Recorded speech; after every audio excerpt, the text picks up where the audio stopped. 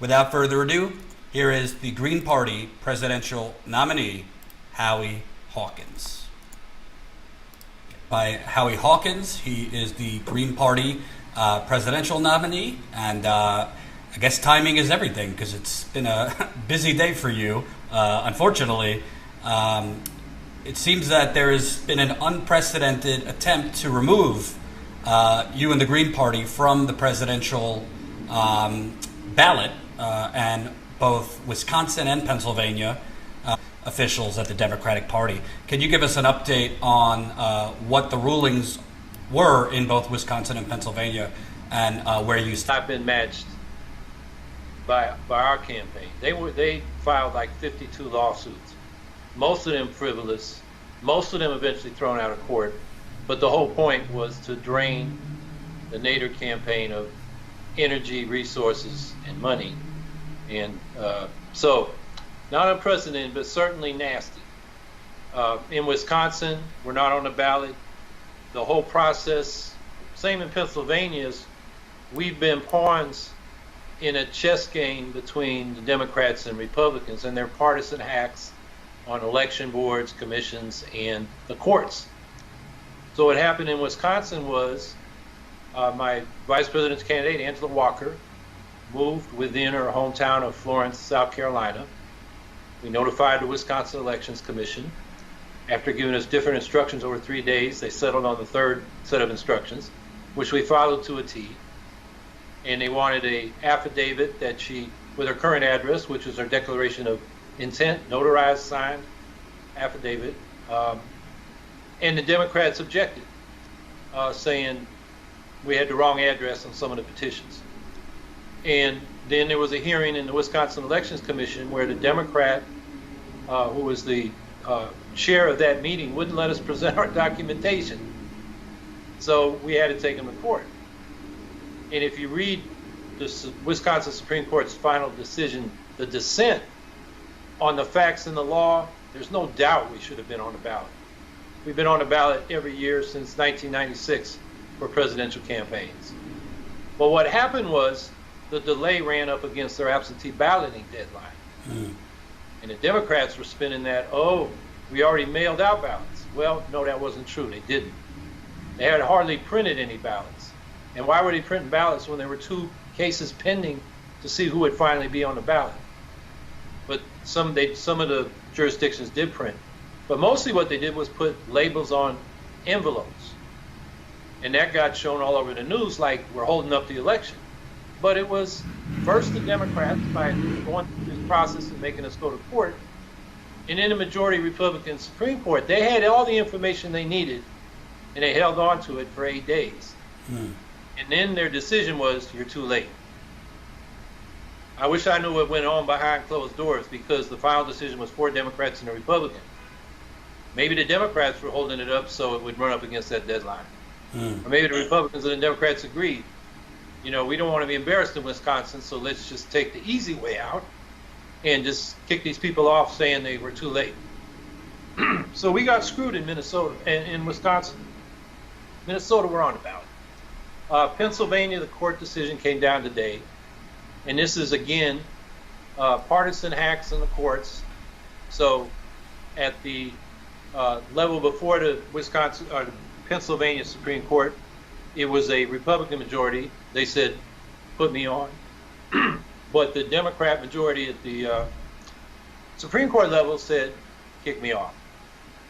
And now there was a paperwork problem in this case by the Pennsylvania Green Party because they had favorite daughters running for president and vice president, and then they had to substitute.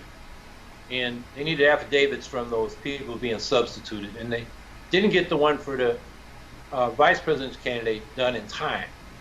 So the lower court decision was, Howie Hawkins is on the ballot. Sorry, Angela Walker, because of this paperwork problem, you're not.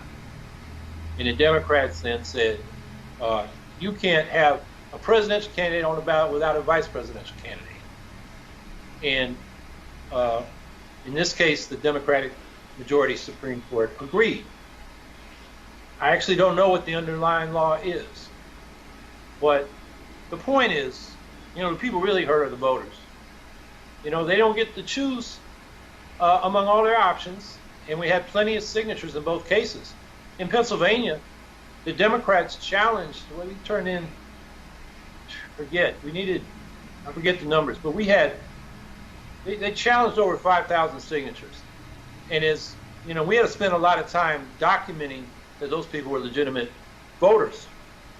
And after spending like 3 weeks hard work, the Democrats threw in the towel and said, okay, we dropped that objection, which they probably knew at the beginning was a phony objection, but it made us drain a lot of resources. I mean, we spend thousands of dollars, paying people with a lawyer to go over those signatures. So, in other countries, you want to get on the ballot, you use the national legislature, because not every country elects their president or their chief executive. In the United States, it takes thousands of signatures in most states. I'm not sure what it is in Pennsylvania. In New York, it's 3,500. In Illinois, it's over 15,000. Georgia, over 20,000. Alabama, over 30,000. Indiana, over 40,000. And people wonder why the Greens don't run more candidates. It's hard as hell to get on a ballot. You want to run for the House of Commons in the United Kingdom, you need 10 signatures as an independent. In New Zealand, you need 2. In Australia, it's 50. In Canada, it's 100 or 50 in the rural ridings. So one of the problems in this country is we don't have a third party because it's hard as hell to get on a ballot. You've also alluded, I'd like to ask you more, at obviously they are just trying to, kill the third party, death by bureaucracy here, but you've alluded to kind of, it seems rigged, partisan hacks. You reference judges and Board of Elections and things like that. So are you claiming that essentially, whether it be Democratic judges, Democratic state officials, that essentially people that are supposed to be neutral are doing the bidding of either the Democratic Party or the Republican Party? Exactly. Both parties have their hacks on these election commissions when they come in as secretaries of state or attorneys general or in the courts. They make partisan decisions. In other electoral democracies, they have independent agencies run the elections. In this country, you have the 2 governing parties running their own elections. I mean, you find that in China. The Communist Party's got to approve everybody who ends up, running for their local congresses, and those congresses elect the higher congresses. In Russia, their commissions knock opposition candidates off the ballot all the time. It's like they learned it from our country. But most democracies have neutral commissions, independent, nonpartisan commissions. Wisconsin had one. So the Republicans, when they got control of the legislature, turned it back to a partisan Wisconsin Elections Commission. So in that state, they're going backwards. So yeah, it's a real problem. And one of the ways they reinforce the 2-party system is have the 2 parties administer elections, write election laws that keep competition off the ballot. And you said kill third parties. I mean, we got that here in New York. The Democrats, under the cover of the COVID pandemic, attached to their state budget in April a bill that triples the number of votes we need to retain our ballot. Doubled the frequency we needed from every 4 years for governor to every 2 years, president, governor, president, and so forth. And if we lose the ballot line, we got to get 3 times as many signatures to get honest independence. And that's 45,000 signatures now in a 6-week window. That's as hard as any state in the nation now. So, we're fighting for our survival on the ballot in this election. And it also seems that on the local level, outside of the presidential, they are also trying, we've seen in Florida and other places, poll taxes on felons that were released and were supposed to get their voting rights restored, but now are being hit by exorbitant fees they have to pay. We're seeing it on the opposite end, correct me if I'm wrong, but in Texas, they're trying to charge upwards of $5,000 for the Green Party candidates to get on the ballot? That's right. We won that case. We're back on the ballot, our down ballot candidates. They didn't apply those fees to the presidential ticket. But on principle, on constitutional grounds, our candidates said, we're not paying that fee, we're taking you to court, and we won. Mm-hmm. In Oklahoma, they wanted $35,000 from us to get on the ballot. And the next highest fee is, I think, $2,500 for U.S. Senator. So we sued them. And unfortunately, it looks like that case won't be resolved before the end of the election. So we're trying to set a precedent for the future. Mm-hmm. So yeah, poll taxes are still around. So I want to get to the issues, but one more question on this. I think that, I mean, I'm a straight shooter, so the Democratic Party has been huffing and puffing and screaming about our democracy being hijacked by Trump for 5 years now. And, I mean, I don't think we don't need to break ground on Trump. He obviously is a unique threat. However, as they do this, they're clearly trying to just, take a little three-month vacation from democracy by rigging the ballot to, create the choices that they think will help them. As you've alluded to, the Republicans do the same thing when convenient for them. So, we know that there's a progressive movement exploding in this country. Young people under the age of 40, not as married to the Democratic or any party as the older generation. So it seems to me that they're making it so it's all rigged and you could never get outside of this two-party duopoly at a moment where there might actually be more gravitation towards candidates outside of the Democratic and Republican Party. It just seems like complete hypocrisy and nonsense to be talking about democracy while you're trying to suspend democracy by bureaucracy. Yeah, I agree. I think the Democrats overestimate how many more votes they'll get in a state like Wisconsin because we're not on the ballot. What they may have done is alienated progressives, particularly people in Black Milwaukee. My running mate, Angela Walker, is a native daughter of that community. She got 67,000 votes running for the sheriff in Milwaukee in 2014. How do those people feel about her being thrown off the ballot?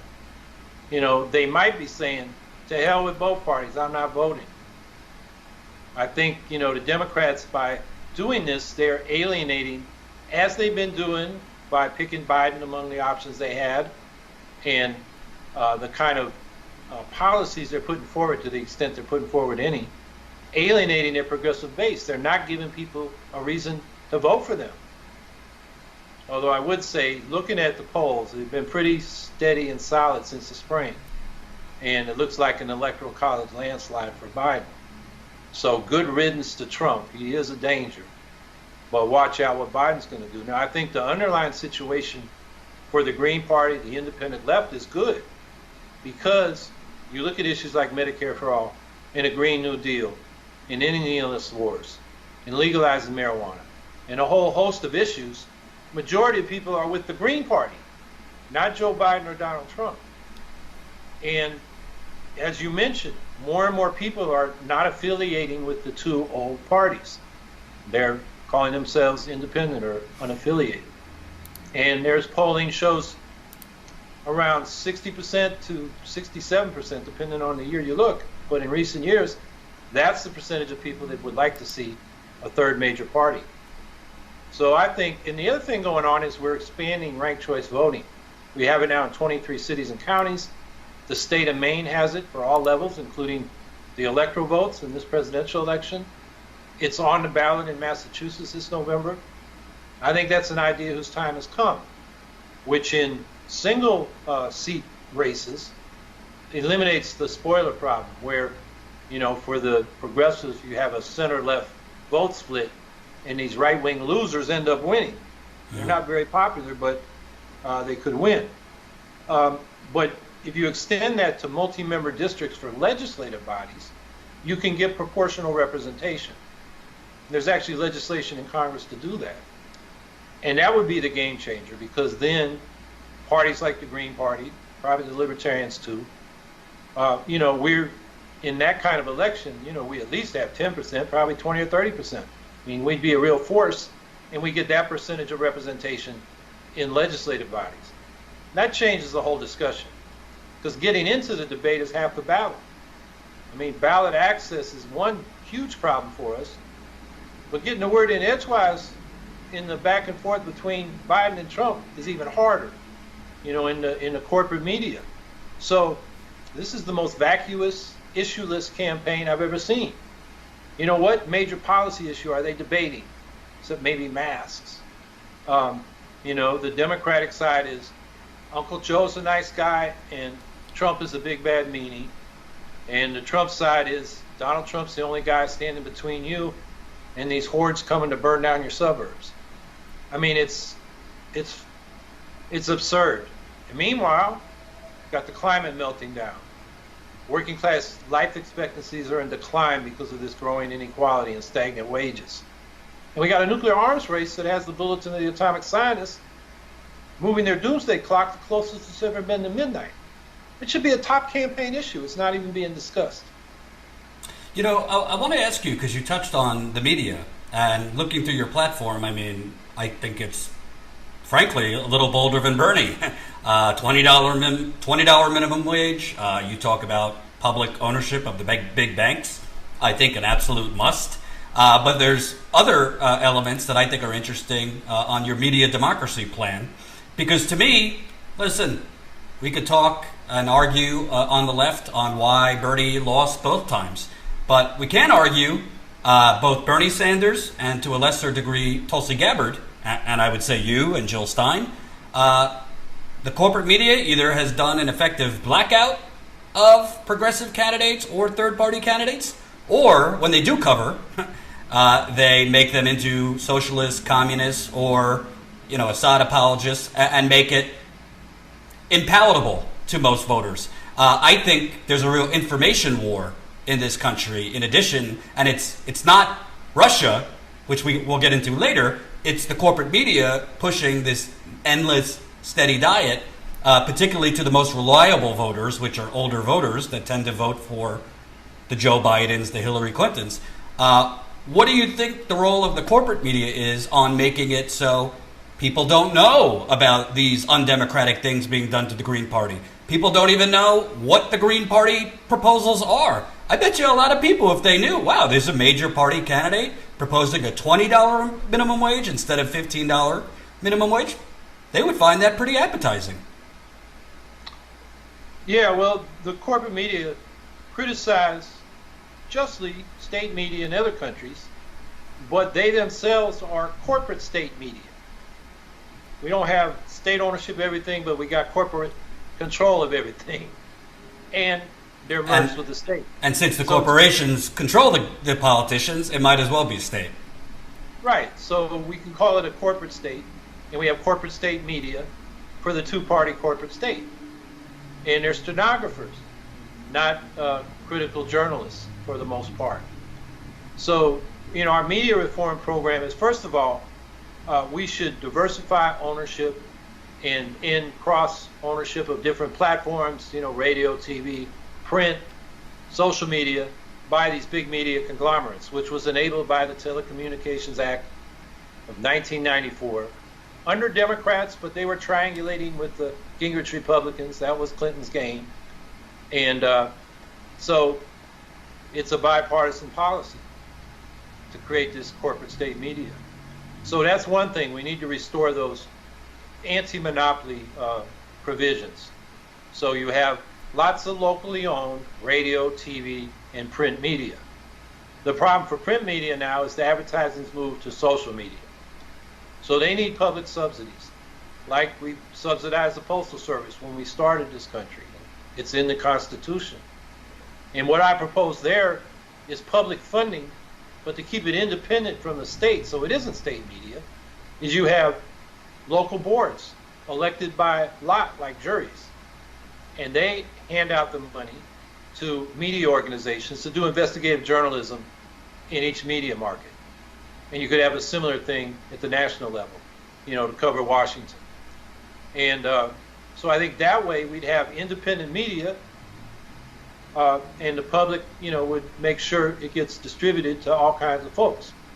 And I think the other thing we need is antitrust action on the big corporate media conglomerates in order to get more diversity of ownership and editorial viewpoint and so forth. I'd like to also touch on, because I think this is something I've never heard Bernie talk about, or anybody really. There's essentially now Google, which owns YouTube, Twitter, which obviously skews corporate. They are essentially rigging the algorithms to flood people's feeds with corporate outlets. If YouTube acknowledges that they have changed their algorithm to elevate, quote, trustworthy news or authoritative news, including, I kid you not, Fox News, CNN, and others. If you look in the trend on the trending page, for example, on YouTube, it's always corporate outlets. So even under your plan, how do you handle private companies that are rigging the algorithm to elevate the corporate narrative? Well, you need a stronger Federal Communications Commission, FCC, looking at things like that and making sure that internet is a level playing field. We need to restore net neutrality. And then some of these platforms are inherently monopolistic. There are things about certain social media platforms where they get to a certain threshold and everybody wants to be on them because everybody's there. The most information is there and so forth. And that might mean Amazon, it might mean Facebook, it might mean Google. And maybe they should be socially owned, publicly owned, and operated at cost for public benefit instead of for private profit. That may be the best way. That's the classic case for public ownership, is monopolies and natural monopolies. Like the power grid in a city. We have municipal power companies, over 2,000 of them. Maybe that's what we need for some of these internet platforms that have become monopolies. And moving to the Green New Deal, climate crisis, I think the choice right now, if you're looking at Biden versus Trump, is a gunshot to the head, or, that's Trump, or, death by slow poisoning. Joe Biden gave a speech the other day citing a lot of, fairly decent things, more on electric, rebates for electric, double down on wind, and all these things, while continuing to stand by fracking, which is contributing way more than carbon dioxide due to the methane. Some of his top advisors are linked to the oil and gas industry. He and Barack Obama, who he likes to take credit for everything Obama did, President Obama bragged that record amounts of oil and gas drilling, fracking under him. So, obviously you have the boldest proposal. What are people to do that basically both choices, the planet is on the line, it's just the timetable for destruction is different for Trump versus Biden. What can we do to avoid catastrophe? Because everywhere you look, between the wildfires, the accelerated number of hurricanes, it's a disaster. Yeah, Trump calls climate change a hoax, but Biden acts as if it's a hoax. And Trump is so incompetent that Biden might, accelerate global warming faster because, as you mentioned, he's pro-fracking, wants to frack the hell out of the country. And then he says we're going to do carbon capture and sequestration, which makes gas uneconomical unless we're going to have big federal subsidies and a massive infrastructure to pipe this carbon into a form where it can be injected in the earth and hopefully not be released, because if it is, it's heavier than the rest of the atmosphere and it'll suffocate people. So, that's a crazy idea. He's pro-nuclear. We didn't build or order a new nuclear power plant in this country since 1977, when I helped organize the occupation of the Seabrook nuclear power plant. 1,414 of us were arrested, put in National Guard armies for 10 days. It was all over the news weeklies and the major papers and TV, and the anti-nuclear movement exploded across the country. But the Obama-Biden administration said, we'll guarantee your loans if you want to build more nukes.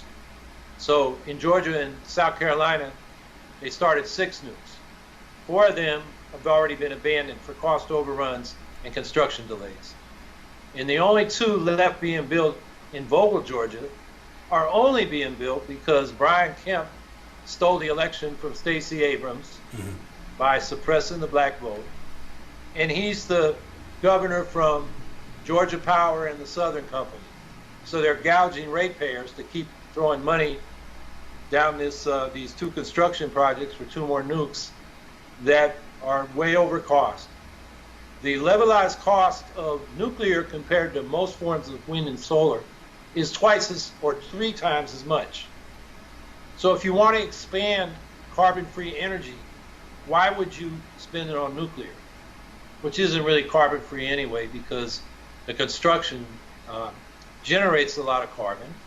And when it's refueling, they keep it running with diesel generators. So, but in any case, you know, that's just a waste of money. And then he says we'll put $2 trillion into clean energy over the first 4 years. Well, we have an eco-socialist Green New Deal budget, and we really costed out what it would cost to transform not just energy production, but manufacturing, agriculture, buildings, and transportation to zero emissions and powered by 100% clean energy. We got $27.5 trillion over 10 years. And you can look at our numbers. We show our homework. It's on my website, howiehawkins.us. The only one that came close to a serious program was Bernie Sanders. He was $16.3 trillion over 10 years. He had a longer timeline. To his credit, he got the two biggest sectors zeroed out for carbon emissions by 2030. That's power production and transportation. But he was taking another 20 years or 30 years from 2020 to zero out the other sectors, which is half our carbon emissions. And that's too slow. The climate science, I mean, look at the last report from the International Panel on Climate Change, the 1.5 degrees Celsius threshold. How do we stay below that? Well, we have a world carbon budget of 420 gigatons carbon. And when we burn that, we're past the 1.5 degrees. And we're burning 42 gigatons carbon a year, and it's been 2 years. So we're 8 years before we bust that budget. I mean, that's how close we are. And we can see with the forest fires, and people say, you know, California is also Australia, the Amazon, forests north of the Arctic Circle. I mean, and that's burning a lot of carbon. And now we're at the point where the tundra is starting to melt. That not only releases carbon, it releases methane, which is, 86 times more potent global warming over the first 20 years. It degrades faster than carbon dioxide, but the damage is done in those first couple decades. And then, you know, climate change, people think, okay, I can handle some heat waves and more stronger storms, but it's worse than that. It will create mass species extinctions, ecosystem collapse, which means agricultural collapse. Their climate science has projected that if we go with the business as usual scenario, by the end of this century, 2100, our agricultural capacity will be 10% of what it is now because of desertification, flooding of, you know, deltas that produce rice and so forth. And, you know, what's going to happen to those other 90% of the people? I mean, that's what we're facing, you know, famine and mass death. That's what global warming really means. And so it's an emergency. And, you know, the Biden program, you know, panders to the oil and gas industry and the nuclear industry. They're the ones that got us in this mess. So, yeah, I think, you know, everybody wants to get rid of Trump. The question is, how are you going to vote against Trump? You know, vote for Biden and get, you know, global warming, no Medicare for all, no tuition-free public college, more money for the police, more war in the Middle East with an emphasis on drones and special operations, and so forth. Or do you vote for the Green Party? Everybody knows what we stand for, the Green New Deal, Medicare for all, and Economic Bill of Rights. You vote for Biden, he's opposed to those things. And if you're a progressive and you vote for Biden, you get lost in the sauce. Nobody knows you're a progressive. You voted for Biden. You vote for the Greens, that vote counts. And you won't be taken for granted by the Biden administration because you didn't get their votes. So I think people need to vote for what they want and make the politicians come to them. Before I ask the next question, I just want to note your 27 trillion estimate. There are estimates that the bailout of 2008, which became a several-year bailout, actually cost close to $20 trillion when it was all said and done. And then if you add in a couple months ago, the $4 to $6 trillion in the original coronavirus bailout bill, that was essentially a giant wet kiss to corporations, that would be close to $27 trillion. So between bailing out big banks that destroyed the global economy, bailing out big insurance companies, and then the corporations this year, apparently we do have the money. It's just not for the planet. It's for big corporations and banks. Now, I want to ask you about, the devil's advocate, because by the way, I'm going to get major grief for interviewing you, is, Jordan, I'm with you. Howie, I'm with you. I don't like Biden. I would like there to be more options than just the Democrats and Republicans, but now's not the time. And by you running Howie or Jordan, you giving him a platform, you're helping Trump. I don't buy into that argument, but what do you say to people that vilify the Green Party and you by saying you're enabling Trump by pulling votes away from Joe Biden? We're a second front against Trump. A vote for the Green Party is in the Green column, not the Trump column.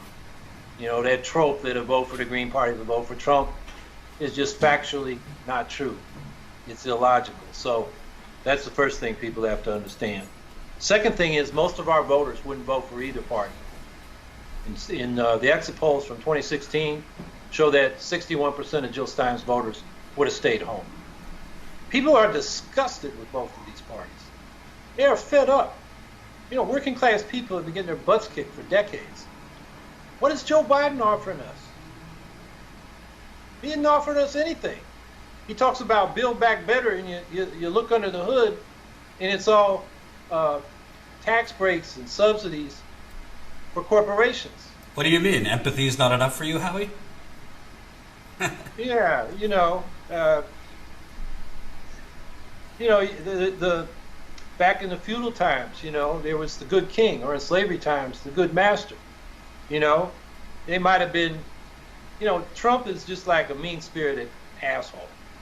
But both the good, king or slave master and the bad one are both exploiting you and taking your labor, what you produce, and stealing from you.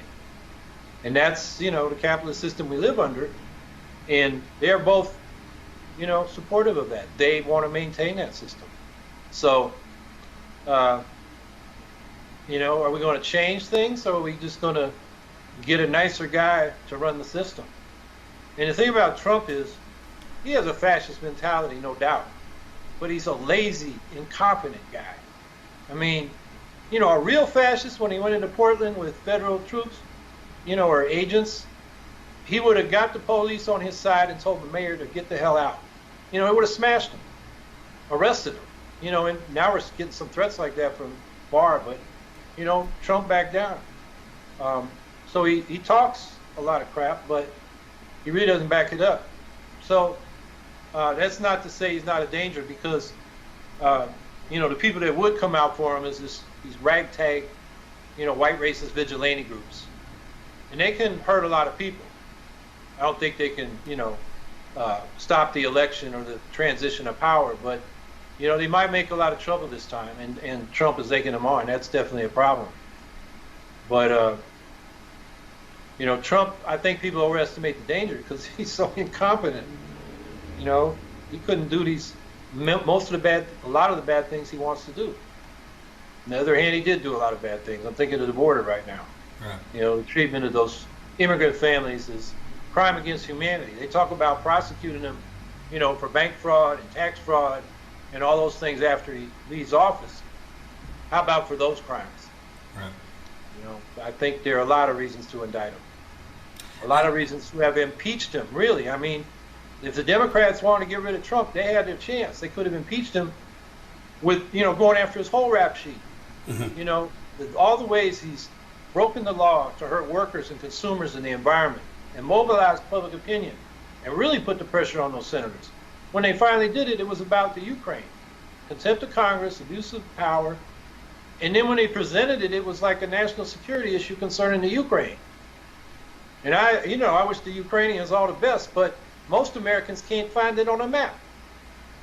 They aren't thinking about Ukraine. That didn't mobilize anybody. So I don't think we can rely on the Democrats to fight these, fascist, racist right-wingers. They tend to accommodate them. Triangulation, that was the, Bill Clinton thing. And when Biden started running, he started saying, I could work across the aisle. And he talked about those segregationists he used to work with when he opposed busing. I want to ask you, circle back to something and get more specifics. You had mentioned that by the Democrats getting you removed from the ballot in Wisconsin, it could actually cost them Wisconsin. How do you figure you being removed from the Wisconsin ballot could end up tipping the state to Trump? Well, I think a lot of progressives, and particularly people in the black community, Angela Walker's base in Milwaukee, they may just be disgusted and stay home. And I think the danger for the Democrats is their base doesn't come out. That's what happened to Hillary Clinton. I mean, she did win the popular vote by 3 million votes, but the Electoral College flipped that. And then you had black voter suppression. Particularly the best case, I think, is Detroit. 75,000 ballots never counted. Right. Because the Republican put in defective scanners, the Republican Secretary of State, and so there were more ballots in a lot of those precincts that were scanned. But Greens got that in court. And the judge said, well, you couldn't win the election even if all those votes were for you, so you don't have standing. The Clinton lawyers were there. And the judge said, do you want to enter this case? And they said, oh, no, we're just observing. And they blame us. Wow. They also blame Jill Stein in Pennsylvania for Hillary's loss, even though Gary Johnson got double her votes. So if they want to blame someone, it was Gary Johnson, not Jill Stein in Pennsylvania. Yeah, no, the Democrats were serious. They go after black voter suppression, Democratic voter suppression. I mean, in Wisconsin, they have voter ID for voters. And that not only affects black Milwaukee, where a lot of people use public transportation and don't have driver's licenses, but also students who don't have driver's licenses in Madison tend to vote Democratic. And it suppresses the vote there. That's a lot bigger block of votes they need to be worrying about than what the Greens got last time. So that's the first thing. And then the Electoral College. I mean, we've been giving them the proven nonpartisan solution to the problem of the center-left splitting the vote and these right-wing losers sneaking in. And that is replace the Electoral College with a ranked choice national popular vote for president. Problem solved. Instead of embracing that, and the Democrats, both Republicans that have ruled in the 21st century were elected after losing the popular vote because of the Electoral College. You'd think the Democrats would focus on that. That's their problem, not the Green Party. And instead, they just want to keep us off the ballot as if that's, the easy way to get elected. The key word in that is choice, which doesn't seem, as we're seeing what they're doing to you, to be something they're that interested in. I should also note that when you mentioned Milwaukee, the New York Times did pieces on this. Milwaukee was one of the cities where the black vote was depressed in 2016. As a result, Trump winning very narrowly. I want to move on real quick before we end.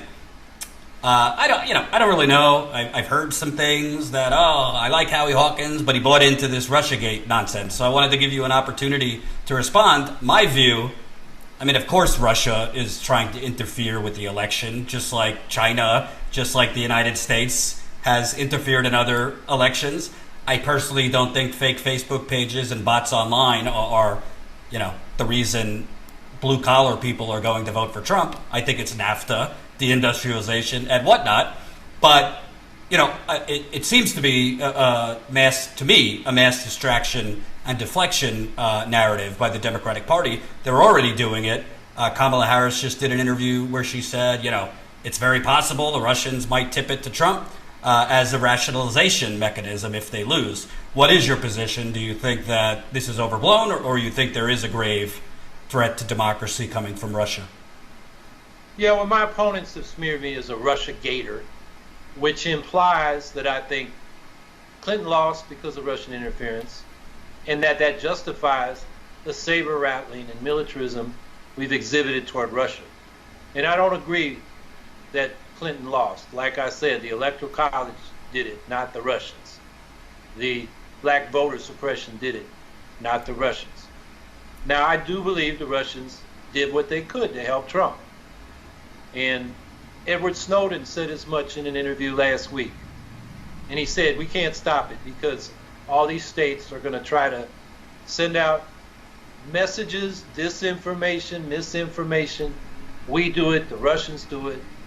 And, you know, if we really want to deal with cyber war, we should take up Putin on his offer to Bush, to Obama, and to Trump, which has been rejected.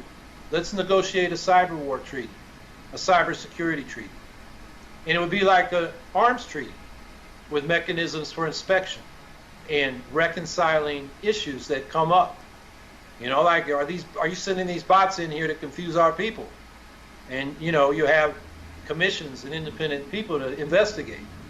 That would be a way to deal with it. And as Snowden said, the other thing is we should restore, I don't think he quite put it this way. He just said we need to be critical media consumers, but I think we need to restore civics education in public schools, including critical media studies, so you understand how propaganda works, how you find reliable sources, how you check information.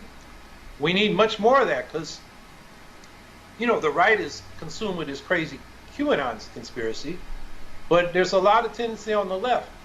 Instead of a complicated power structure analysis, a class analysis, social analysis, people like these simplistic conspiracy theories. And I don't even like to call them theories. They're mostly fantasies. And it's just a mentality that we need to oppose.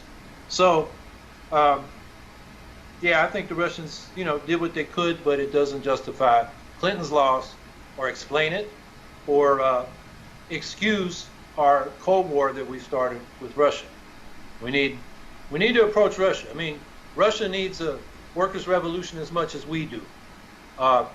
They are climate deniers. Putin's a climate denier. They just launched a barge with 2 nuclear power plants on it into the Arctic Ocean to power oil and gas drilling up there. The first of 7 planned. I mean, what could go wrong? I mean, we got issues. We have this nuclear arms race. We may not like Russia in the way it's structured, you know, but we got to deal with them and solve these, you know, problems of mutual concern: nuclear arms, global warming. And if we want to encourage democracy in other countries, the best way to do it is set a good example at home. And we're not setting a good example. The killing and murder of black men by the police is not just seen by people in this country, it's seen all over the world. We have the largest prison system in the history of the world. As repressive as countries like China and Russia are, we got a bigger prison system. And, you know, we're the ones with the most troops overseas fighting the most wars. And we are seen by the rest of the world as the biggest obstacle to peace. You know, Pew polls around the world. We, by plurality, are the country most feared for disrupting the peace. So until we clean that up, we can't even be credible criticizing other countries. So, yeah, I've been called a Russiagator. I've also been called a Russian asset because I've gone on RT a few times. And I've been asked, you know, well, what if the Russians are giving you help? I say, stay the hell out. You know, this is our election, not yours. Well, I love the criticism of people like you for going on RT when CNN, MSNBC, and all these networks won't have you on. What are you supposed to do to get your message on? Just have a lemonade stand? I mean, why shouldn't you if they won't have you on? Yeah, well, and I say I got problems with corporate media here. I have problems with RT. You know, they're both have their biases, and some of them have outright propaganda. But I do have standards. I won't go on Tucker Carlson. He's just too much of a racist. I wouldn't want to give him any legitimacy. So I do have places where I draw the line. But, you know, RT does have an audience in this country. And the formats I've been in, you know, like on Chris Hedges' program or Lee Camp's program, you know, I got to say what I wanted. Mm-hmm. And, you know, like I'll be critical like I won't always do taped interviews for news with certain outlets because I don't trust how they'll handle it. If they want me live where I can say what I want, okay. And my last question, Howie, is where does the Green Party go from here? I mean, obviously it's going to be tough to win this election, but you say it's not unprecedented. Well, if they're going to get away with this removing you from multiple states, that would embolden them to do it again next time around, whoever the nominee is. The Green Party also, I mean, frankly, you got competition now. There's new parties forming with Movement for a People's Party. Where does Green Party go, post 2020? Well, I think the longer term prospects for us are good. This is a tough election given Trump. Trump just dominates everything. Everybody on the center left wants him out. But behind that is only the Green Party standing for real reforms that the majority of people support, like Medicare for all and the Green New Deal. And that's actually been the case, like with Medicare for all going back to the Truman administration. They called it national health insurance, but, that's always had majority support. I don't think Bernie Sanders moved public opinion so much as gave it voice. And that's why he was so popular in those Democratic primaries. So we got that going for us. I think a Biden administration is going to be so center-right. I mean, he'd be on the conservative spectrum in Europe. He'd be very comfortable with the Christian Democrats in Germany or the Tories in Britain. That's really where his politics are.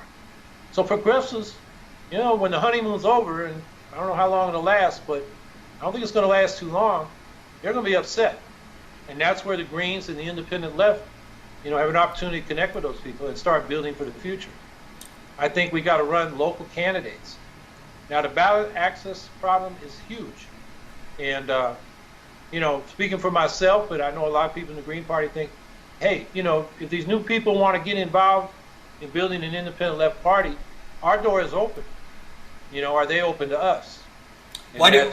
Sorry to interrupt you, but why do you think that is that, there's been this development of Movement for a People's Party, which just had its first convention or new convention, as opposed to kind of streamlining into the Green Party?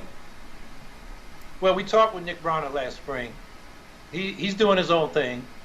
He subsequently told people, why aren't the Greens speaking at their online convention? And they're basically saying we're too far to the left for them.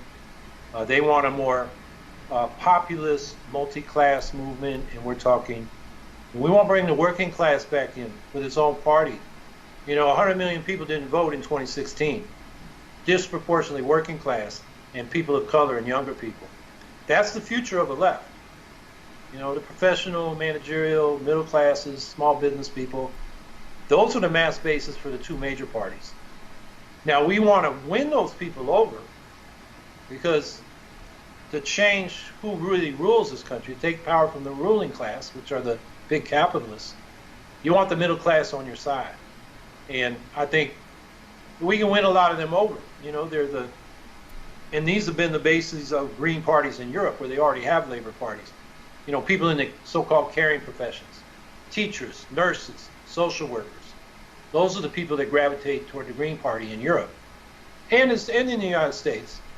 But what's missing is nobody's organizing working people. I mean, I do a lot of door knocking in Syracuse, a former factory town that's really depressed, one of the poorest cities in the country. And people are totally disgusted with the two parties. And they feel like neither of those parties knows what their problem is, even knows who they are. The only time they see the parties is around election time, where they get these little 30-second ads and maybe a leaflet dropped or a mailing. And they say, I don't even know who these people are. They don't know me. I'm not going to participate in their game. That's where the left needs to go and build organizations so they know who we are. We build trust, friendships, relationships. And then when politics comes around, they know who we are, and they know we're on their side. That's, I think, the task. And whether it's the Green Party or the Movement for a People's Party, or there are other formations out there talking this, if they don't do that grassroots organizing, it's not going to happen. That's been one of the themes of my campaign. We can't just be activists who mobilize the usual suspects, preach to the choir. And when we go into new communities, we preach and we don't listen. We got to go in and listen and hear what people's concerns are and build relationships first, and then trust, and then we can talk about the politics and support people in their issues, not coming in with a fixed agenda, with our priorities. It's the only way to build organization and relationships in those communities. And that's really the task of the left. And, whoever can do that is going to build that party. So just to be clear, in terms of MPP, your message would be let's work together as opposed to stepping on each other's toes. Yeah, there's no point in having two parties to the left of the Democrats, certainly as long as we have a winner-take-all plurality winner system. We should be in the same party. And if they're not socialists but they're progressives, that's fine. As long as a socialist I get to make my argument, make my case. I've been doing that in the Green Party, which has become more explicitly socialist in recent years. And my argument to the Greens who are environmentalists is you can't have a system that depends on endless expansion in a finite world. Right. And call yourself an ecological party. We need a system where we plan production of enough so everybody has basic needs within ecological limits. And so that's why we need social ownership and planning of the big sectors. Now there's a residual sector of, and it's a large sector of, small businesses. I don't want the state running restaurants. I want the restaurants competing with good food to get my business. Yeah. That's fine. So, but those are the things we need to talk about instead of saying, before we even get together, well, we can't talk because you're socialists and we're progressives. No, we all know that Democrats are the world's second most enthusiastic capitalist party, as Kevin Phillips used to call it, the conservative commentator, after the Republicans. And that's who they serve. And we need a party for the rest of us. Howie Hawkins, where can people find out more about your campaign? My website, howiehawkins.us. Thank you. There's a lot of written material there, and they can volunteer and donate there as well. Thank you very much for taking so much time. Appreciate it, and we'll stay in touch. Thank you. Hope you enjoyed that last video. Hop on over to statuscoup.com where you can sign up for our email list and become a member for as low as $5 to $10 a month. Membership is how we grow. That's statuscoup.com/join. And remember, join our email list so we can grow the revolution with you. That was Howie Hawkins, Green Party candidate. I got to tell you something. When you compare Donald Trump during a town hall, Joe Biden has a town hall tonight, which I'm sure will be a nice pillow party for him with his friends at CNN. There is no comparison. This man was beyond more substantive than the two choices right now. I mean, whether you agree with him or not on various things, there is a there when it comes to Howie Hawkins. There's certainly not with Donald Trump. And with Joe Biden, you get pleasant tweets about restoring the soul of America, and that's about it, and how bad Trump is. So I was very impressed with Howie Hawkins. I also saw in the chat something that, I got to say, I think people are a little extreme about this Russia thing.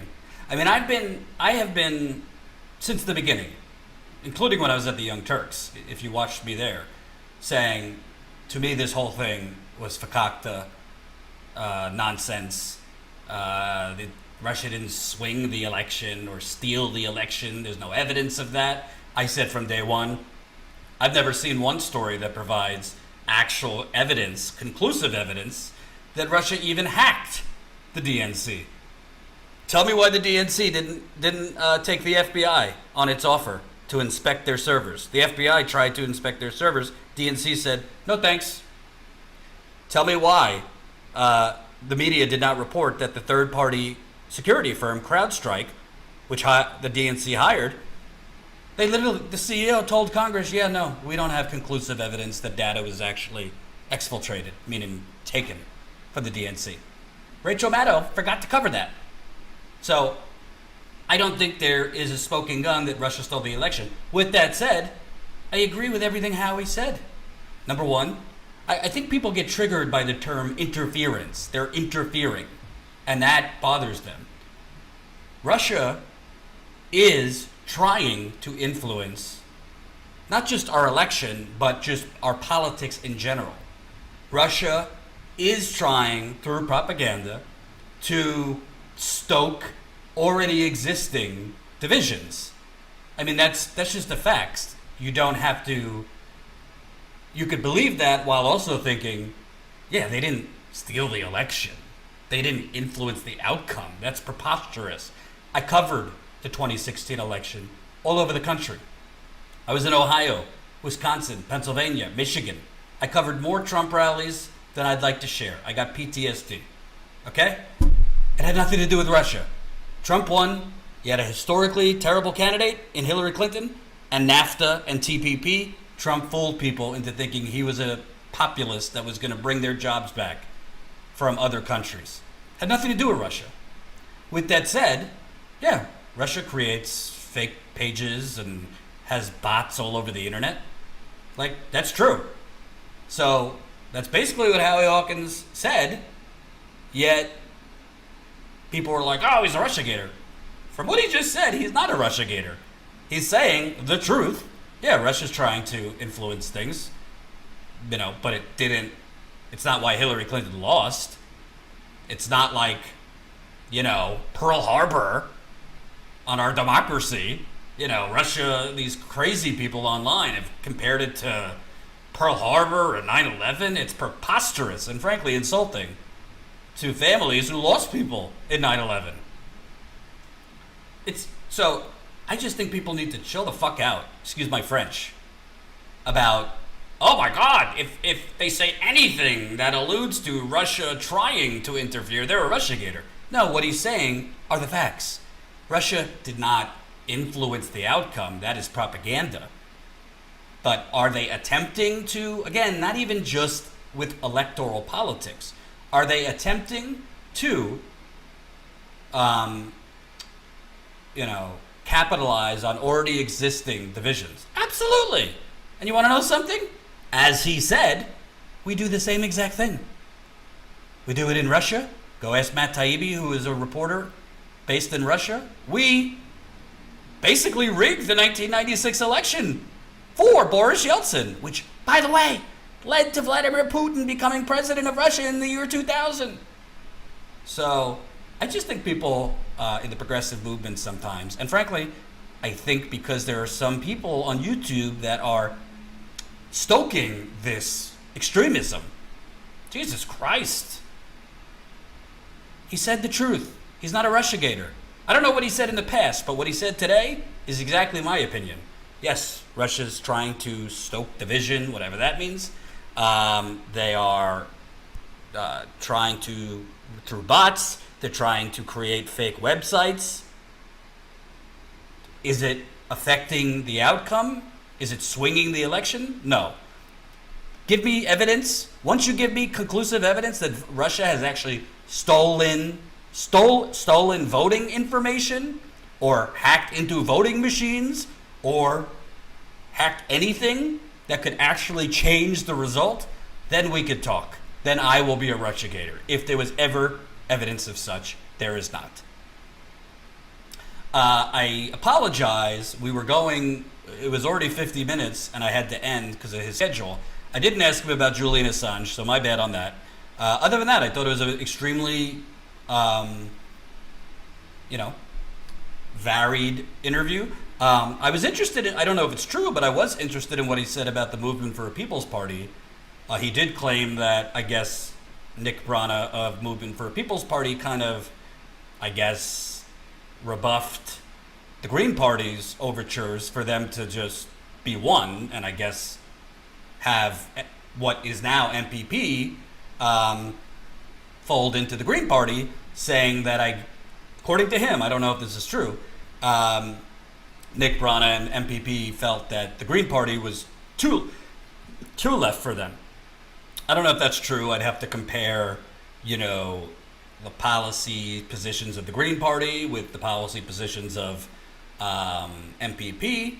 Seems like there's a lot of overlap. But I was interested in that he said that. I also think at the end of the day, and to me, this was the takeaway of the interview, and thanks for the super chats. I'll read them in a minute. I don't know if this is true. I don't know how popular his vice presidential nominee, Angela, her last name is escaping me, but when he says Milwaukee particularly, which if you go back to 2016, Milwaukee, Detroit, Chicago were three major cities where Hillary Clinton got lower turnout among black voters. New York Times actually did a piece going back later, a few years later, to interviewing black people, particularly black men in Milwaukee, asking them, do you regret not voting for Hillary Clinton now that we have Trump and this chaos? And they said, no, not at all. So his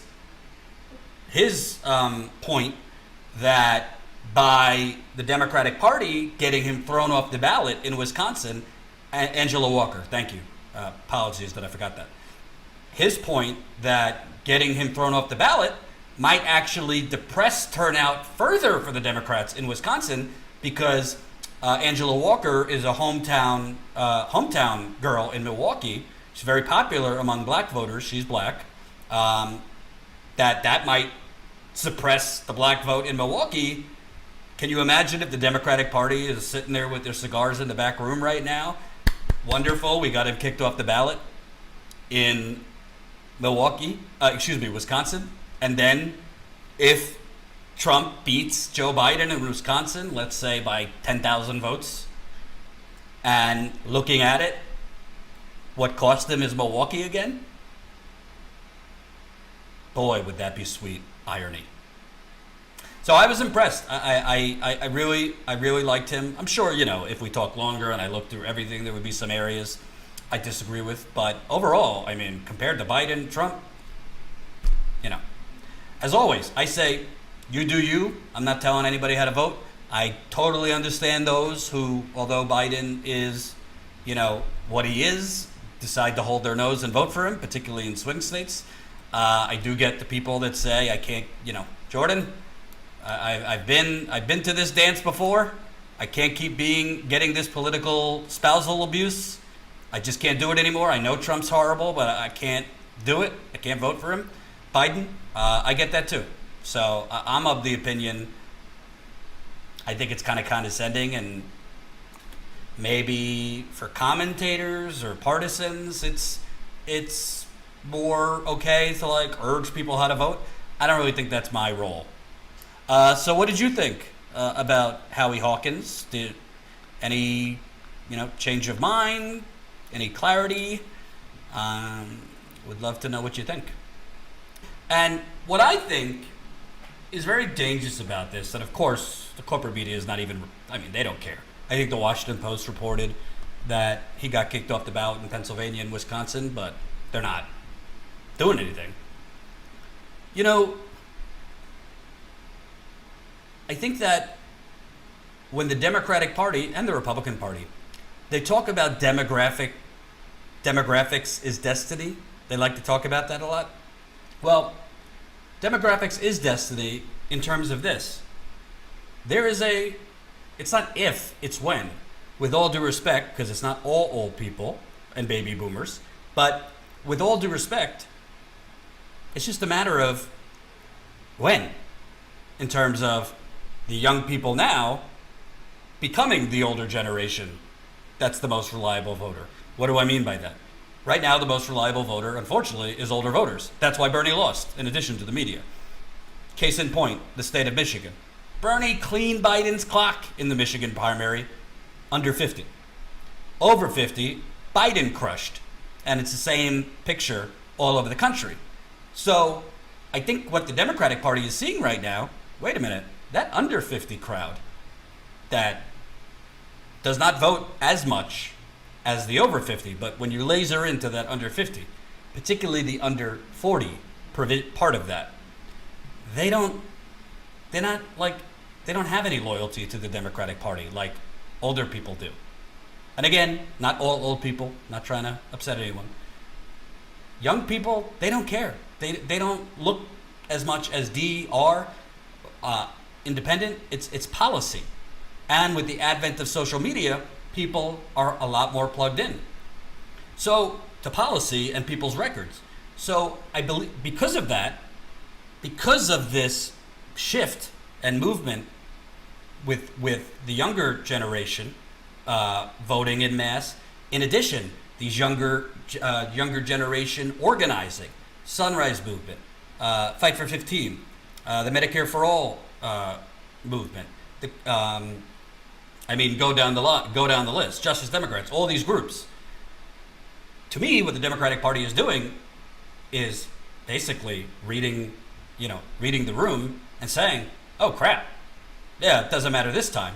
But at the end of the day, in 4 years, in 8 years, we're in trouble here. There could be a viable third-party candidate because young people are going to become the predominant voter.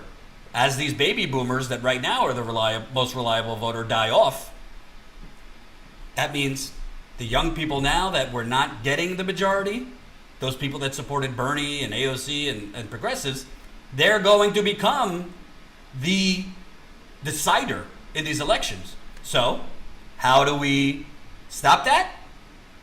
Let's just kill them through bureaucracy. We'll put massive charges and fees for Green Party candidates to make the ballot in Texas, $5,000. As Howie said, they won that. We will, as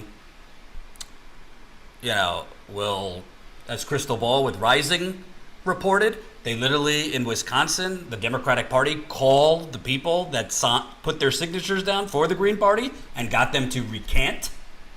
In Pennsylvania, they were willing to basically slow down the mail-in ballots being sent out in order to challenge Howie Hawkins on the ballot.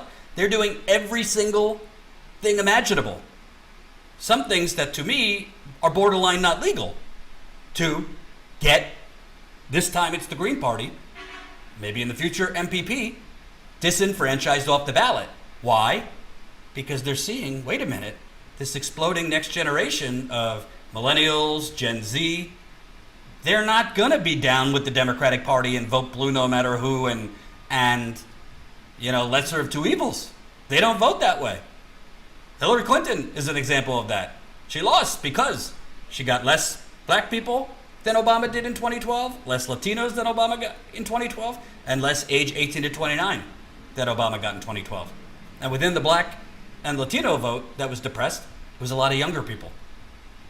So I think this is an important trend. They are going to try and basically rig it so third parties can't get on the ballot. Or, they'll get on 35 states instead of 50.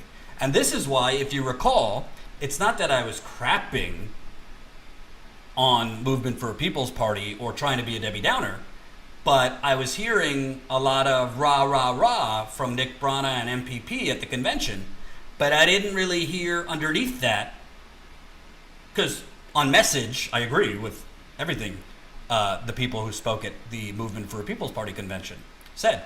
But underneath that, I wanted to know, well, how are you going to actually defeat what's happening right now to Howie Hawkins and the Green Party?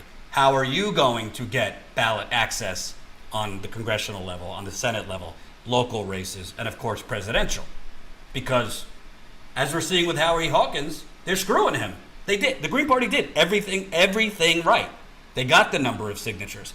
They got the Green Party in Wisconsin on a technicality. They got him kicked off the ballot because vice presidential nominee Angela Walker moved during the petitioning, during the signature gathering, and I guess some of the signatures she was at her previous address, and for other signatures she was at the address she moved to. So the Democratic Party challenged it on that ridiculous technicality and won. So what makes you think they're not going to do that to Movement for a People's Party?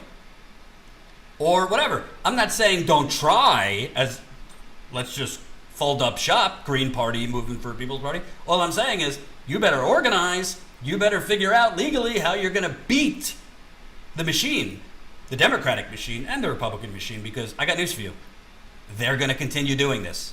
And I think he's right, because I think they have a lot of judges and election officials in their pocket. All right, folks, it was a pleasure. We will post clips from the Howie Hawkins interview on the channel, so definitely stay tuned for those. And I had a good time today. Very, very, very fun interview with Howie Hawkins. And yeah, let's hope we get some other good interviews coming up. Thank you for watching. I will see you tomorrow. Peace out.